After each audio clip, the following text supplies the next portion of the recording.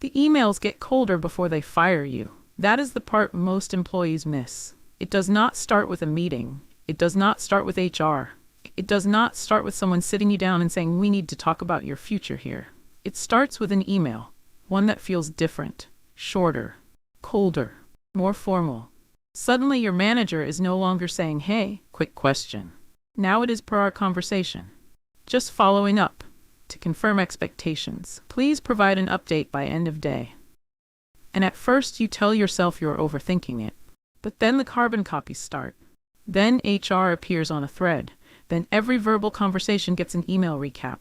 Then your manager stops chatting and starts communicating like they are writing for a file. That is when you need to pay attention. Because sometimes your manager is not communicating with you anymore. They are documenting you. And once that shift happens, you are no longer just having conversations. You are leaving evidence. My name is Diana. I break down the hidden rules of the workplace, the ones your employer counts on you not knowing. Subscribe now if you want to understand how work actually operates. And check the link in the description for tools, guides, and resources to help you protect your career and move smarter at work. Managers do not always wake up and decide to fire someone overnight. Most of the time, the decision is built slowly. One email, one missed deadline documented, one just following up that creates a trail, one conversation that gets turned into a written record. In most U.S. workplaces, companies want documentation before they discipline someone, put them on a performance improvement plan, or let them go. HR does not want just a reason. They want a paper reason. Something time-stamped, something that would hold up if challenged. So the shift in your manager's email tone is not always random. It is often deliberate. And the sooner you recognize it, the more time you have to respond strategically instead of reactively. This video is not about panic. It is about pattern recognition. One cold email does not mean you are getting fired. But when the tone changes and the carbon copies pile up, and casual conversations start turning into written records, and HR quietly appears on a thread, something has shifted. Pay attention. Sign 1. The tone suddenly becomes formal. Before, your manager sounded like a normal person. Hey, can you take a look at this? Thanks for jumping in. Let us discuss tomorrow. Now every email reads like it was reviewed before it was sent. Please ensure this is completed by close of business. As previously discussed, failure to meet this expectation may impact next steps. That tone shift matters. Not because being professional is a problem, but because sudden formality from someone who is casual almost always means the email is no longer just for you. It may be for the record. Sign 2. They start carbon copying people who were never included before. This is one of the biggest tells. Before it was just you and your manager.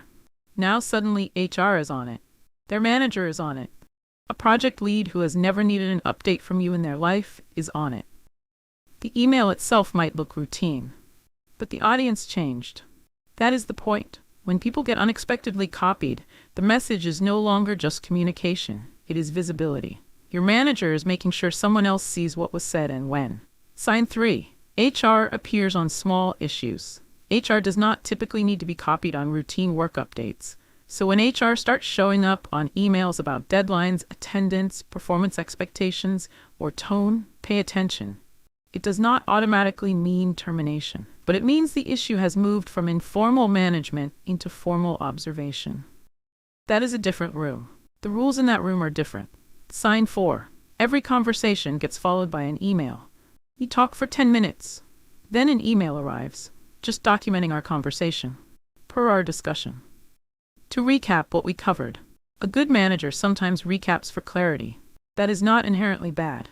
But when it only starts after tension, missed expectations, or performance concerns, it is a paper trail. They are converting your spoken words into a written record you did not know was being kept. Sign 5. Just following up becomes constant. At first, it sounds polite. Just following up on this? Then it becomes frequent. Following up again.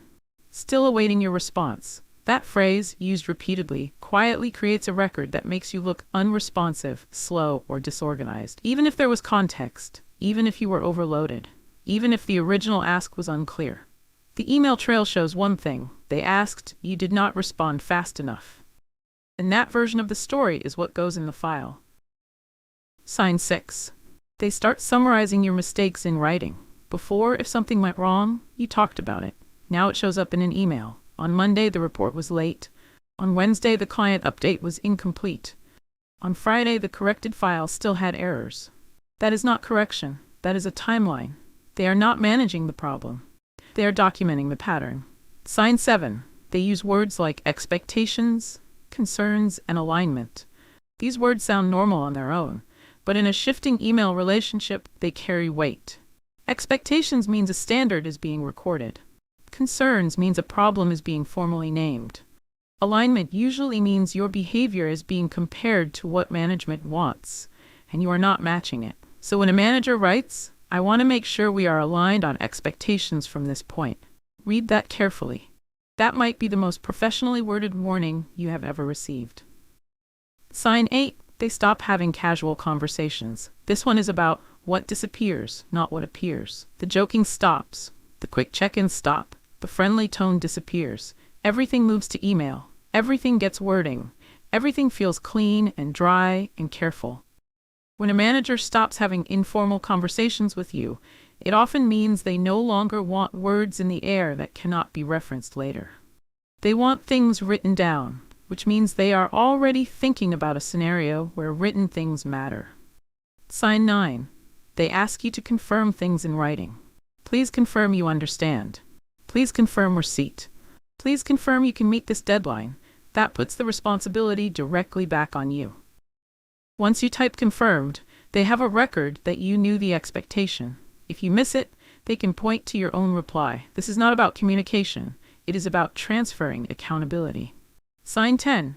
They stop giving context and only give instructions. Before they explained, now they command. Send the file by 4. Update the tracker. Provide status by noon. No warmth. No background. No discussion. That shift from explaining to instructing often means they are no longer trying to develop you. They are managing your output. Just your output. There is a significant difference between a manager who develops you and one who monitors you, and you can feel it in the emails. Sign 11. They start asking for written updates more often. Daily update emails, end-of-week summaries, progress trackers, status logs. This is not always bad.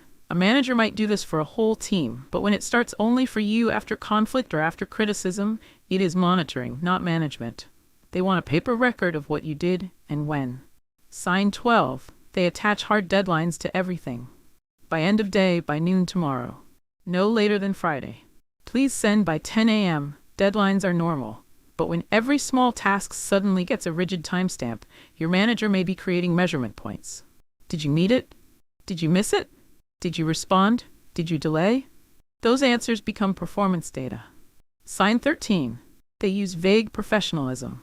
This is the cold corporate language that sounds polite but lands like a threat. We need to discuss your recent performance. I want to revisit expectations. There are some concerns we need to address. We need to ensure consistency moving forward. Nobody is yelling, nobody is insulting you, but your stomach drops anyway. That reaction is not paranoia. It is pattern recognition working correctly. Sign 14. Calendar invites appear after the email trail.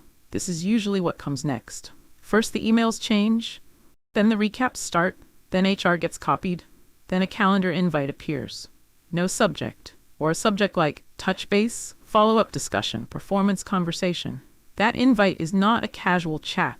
That invite is what happens when the email trail has built enough of a foundation to move it into a meeting. Sign 15. They send an email after every verbal exchange. You talk in person. Email. You talk on Zoom. Email. You speak after a meeting. Email. Every spoken word is now being converted into a written record.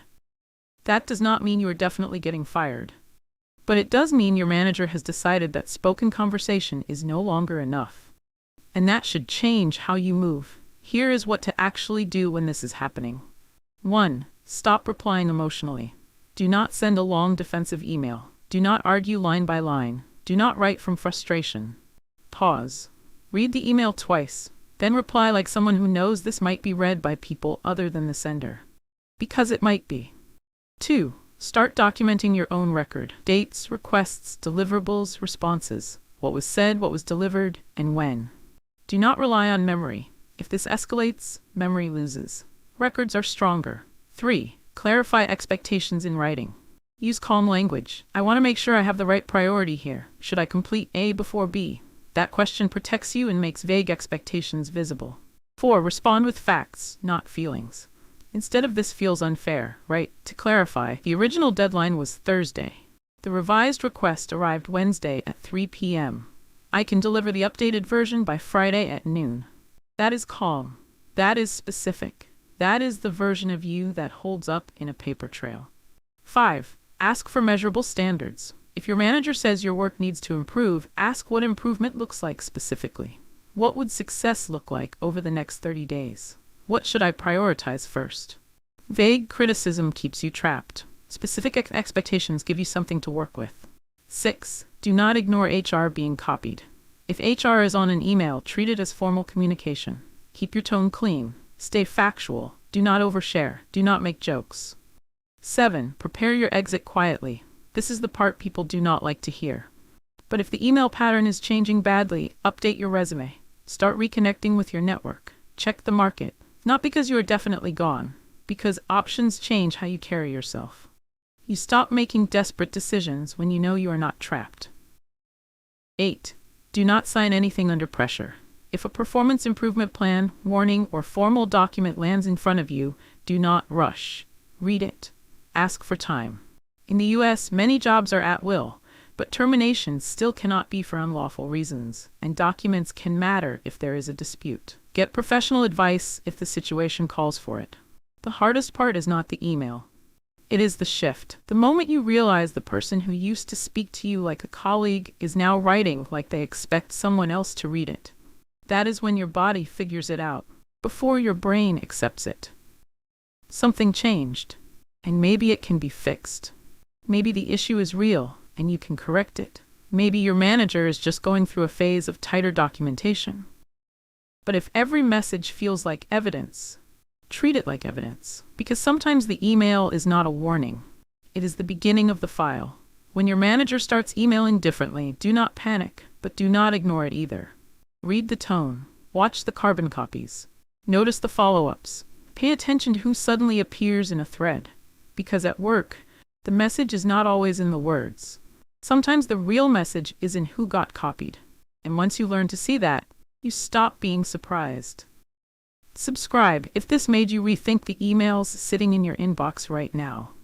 Drop a comment if you have ever felt your manager's tone shift or something bad happened. I read every single one.